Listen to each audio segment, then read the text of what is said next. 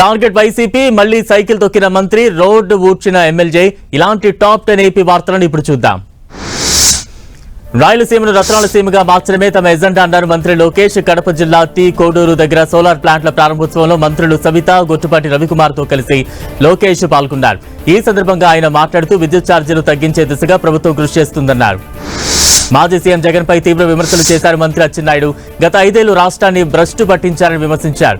రాష్ట్రాన్ని గాడిలో పెట్టడం చంద్రబాబుకు సాధ్యం కాదనుకున్నారని గుర్తు చేశారు. ఎవరి ఊహకు అందని విధంగా చంద్రబాబు సమర్థ నాయకత్వం అందిస్తున్నారంటూ అచ్చెన్నాయుడు తెలిపారు. రాష్ట్రానికి, దేశానికి చంద్రబాబు రోల్ మోడల్ గా నిలుస్తున్నారని కొనియాడారు. ఏపీలో నో వెహికల్ డే సందర్భంగా మంత్రి నిమ్మల రామానాయుడు మరోసారి సైకిల్ తోలారు. పాలకుల నుంచి ట్రైన్లో సాధారణ ప్రయాణికులతో కలిసి ప్రయాణించిన మంత్రి రామవరప్పాడు రైల్వే స్టేషన్ నుంచి మంగళగిరి పార్టీ కార్యాలయం వరకు సైకిల్పై వచ్చారు.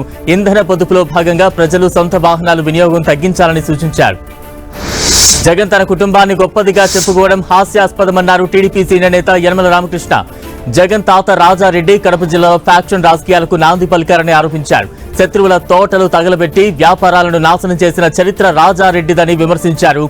జగన్ కు తాత రాజారెడ్డి బుద్ధులే వచ్చాయని ఎద్దేవా చేశారు.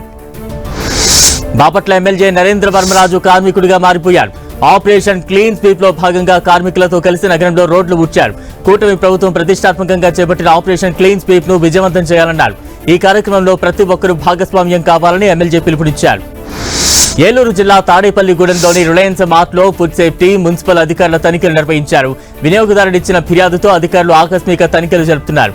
రిలయన్స్ మార్ట్ లో మ్యాంగో టెట్రా ప్యాక్ కొనుగోలు చేసిన కస్టమర్ ప్యాకెట్ కాలం చెల్లినట్లుగా గుర్తించారు. దీంతో ఫుడ్ సేఫ్టీ అధికారులకు కంప్లైంట్ చేశారు.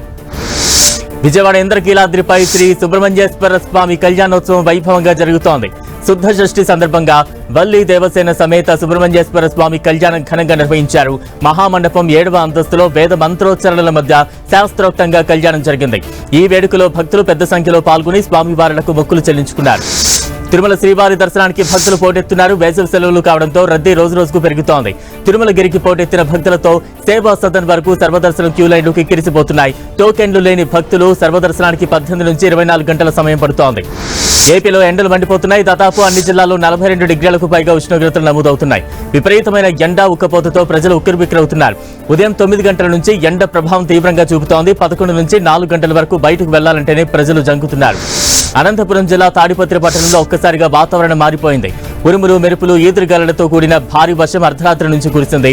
ఈ వర్షానికి అనంతపురం కడప ప్రధాన రహదారిపై పలు భారీ వృక్షాలు, స్తంభాలు నేలకొరిగాయి. దీంతో రహదారిపై వాహనాల రాకపోకలు కొంతసేపు నిలిచిపోయాయి.